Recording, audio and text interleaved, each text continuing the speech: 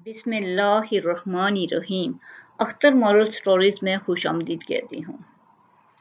آج میں آپ کو ایک بہت خوبصورت حکایت رومی سناؤں گی۔ ایک صحابی رسول شدید بیمار ہو گئے کہ اٹھنے بیٹھنے سے بھی قاصر ہو گئے۔ نبی صلی اللہ علیہ وآلہ وسلم ان کے گھر عیادت کے لیے تشریف لے گئے۔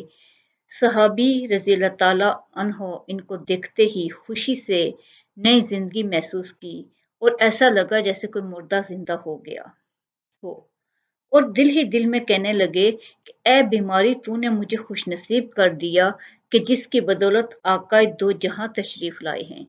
اس صحابی نے کہا کہ اے میری بیماری، اے میرے بخار، اے میرے رنج و غم، اے درد، تجھے مبارک ہو کہ تیرے سبب سے نبی صلی اللہ علیہ وسلم مجھ سے ملنے تشریف لائے۔ آپ صلی اللہ علیہ وآلہ وسلم عیادت سے فارغ ہو گئے تو آپ صلی اللہ علیہ وآلہ وسلم نے ان سے مخاطب ہوتے ہوئے فرمایا، تمہیں کچھ یاد ہے کہ تم نے حالت صحت میں کوئی نامناسب دعا مانگی تھی؟ تو صحابی رضی اللہ تعالیٰ عنہ نے جواب دیا کہ مجھے یاد نہیں کہ میں نے کیا دعا مانگی تھی۔ تھوڑی دیر کے بعد ان کو وہ دعا یاد آ گئی۔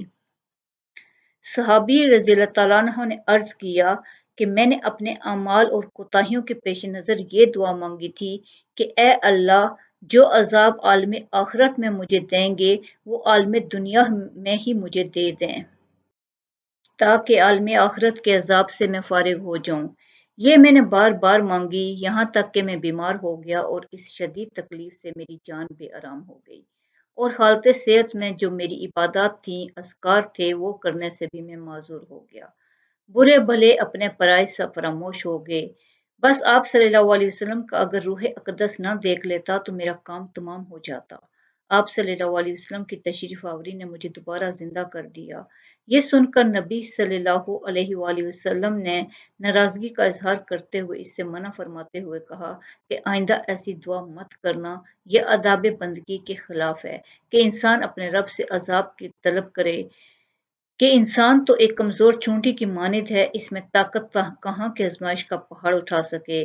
صحابی رضی اللہ تعالیٰ عنہ نے عرض کی کہ وہ آئندہ ایسی بات زبان پر نہیں لائیں گے اور ان سے آئندہ کے لیے رہنمائی کی درخواست فرمائی۔ تو نبی صلی اللہ علیہ وسلم نے دعا سکھائی، اے اللہ، ہمیں دنیا کی بھلائیاں بھی عطا فرما اور آخرت کی بھلائیاں بھی عطا فرما۔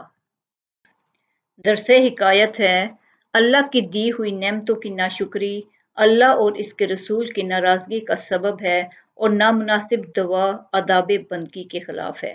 اللہ آپ کو بہت خوشیاں اور کامیابیاں دے۔ شکریہ۔